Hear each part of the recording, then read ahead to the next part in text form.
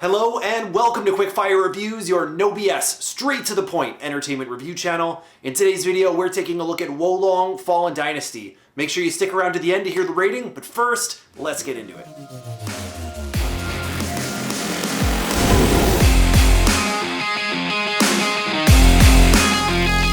This game comes to us from Koei Tecmo and Team Ninja, and I probably mispronounced the first name, so sorry about that. And if you've ever played games like Nioh, Sekiro, or even Dark Souls, this is going to feel familiar to you. You play as a nameless warrior and part of a militia. This is a mystical interpretation of the later stages of the Han Dynasty in Three Kingdoms. So it's your job as a warrior to fend off these giant monsters and demons that are infiltrating the local towns. The visuals in this game are decent. I would say the environments look pretty cool. The monster design for the bosses is really well done. And the general aesthetic follows games like Nioh. So if you like those games and the way they're presented, you'll probably like the way this looks too.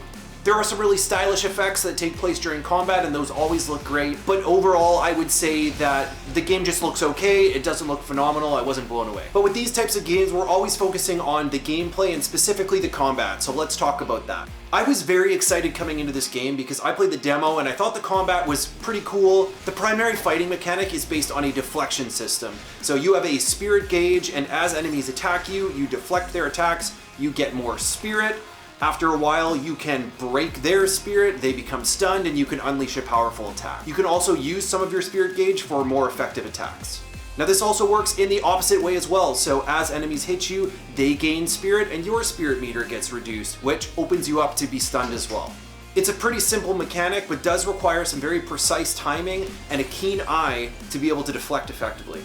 Now, I had the chance to play the demo before the full game, and I actually really enjoyed the combat in the demo. It felt fresh, it felt kind of exciting and fun. I liked learning the system.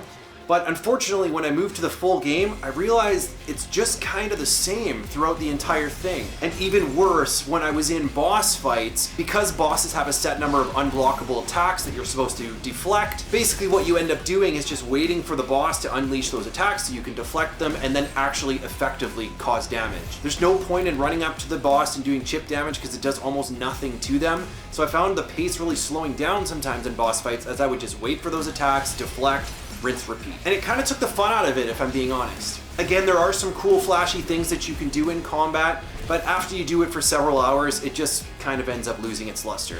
They have introduced a number of new systems in this game, including a morale system. The way this works is each monster or each enemy has a number above their head that can be best thought of as their level. You also have a morale level when you encounter them. If you deflect one of their attacks successfully, your morale level will go up, theirs will go down, and if they kill you, yours will go down and theirs will go up, and then next time you encounter them, they're even stronger. I liked that system. I thought it was pretty cool. You can also lock in your morale level by planting battle flags throughout the map. So for example, maybe if you're morale level 10, you plant your battle flag, you're not going to go lower than 10 if you die. You can also increase your stats at these battle flags when you're resting.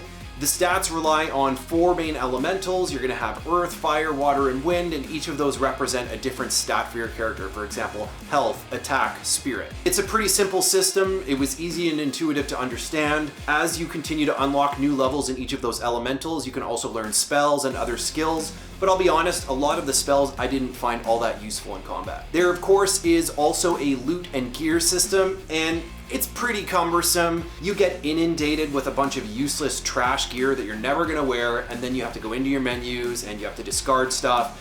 And I hate having to do inventory management in games like this, so that I didn't really love. And something else that really got under my skin is they have a weight mechanic in this game, so your armor weighs a certain amount, and if you go over 100%, there are consequences to your character. The only problem is I don't recall ever being told that, so I actually had to figure this out by accident. And the way that worked is I was in battle trying to deflect attacks, and it looked like I was timing everything correctly, but deflections just weren't happening. So I was getting really frustrated, I kept dying, and it wasn't until I went into the menu and saw somewhere in really small text that I was 105% weight. And so I thought, I wonder if I just take something off, like my helmet off, if that's gonna have an effect on it. Sure enough, as soon as I took off a piece of armor, I was able to deflect again. So in other words, if you're overweight, you can't deflect attacks, and they don't tell you that. And there's no indication for your character that you are overweight unless you go into your inventory and see it. At the end of the day, this is not a big deal. I don't have a problem with this type of system. What I don't like is that they didn't effectively communicate it. So you can imagine being a new player coming into this kind of a game, not having experienced a weight system before in one of these types of games, not knowing that this would prevent you from deflecting, and just getting frustrated because you kept dying. Technical performance on this one I found to be a bit interesting. For me, I didn't encounter many issues. The occasional frame stutters, but generally speaking, I was able to run at 4K, 60 FPS without too many issues. That said, I took a look at the Steam reviews, and this game is getting review bombed primarily because people can't run it or can't run it well.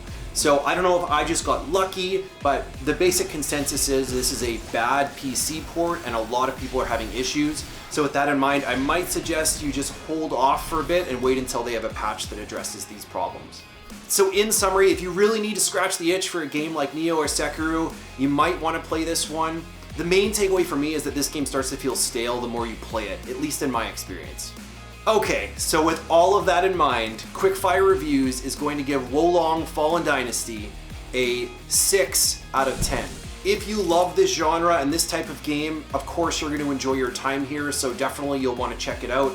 If you're like me and you think they're okay, but you're not rushing out to play them, I would say you could safely put this one in your back catalog, finish some of the other games you're playing first, and then come to this one when you're not playing anything else. But tell me what you thought of Wolong. Maybe you loved it. Tell me all about it in the comments. Tell me why.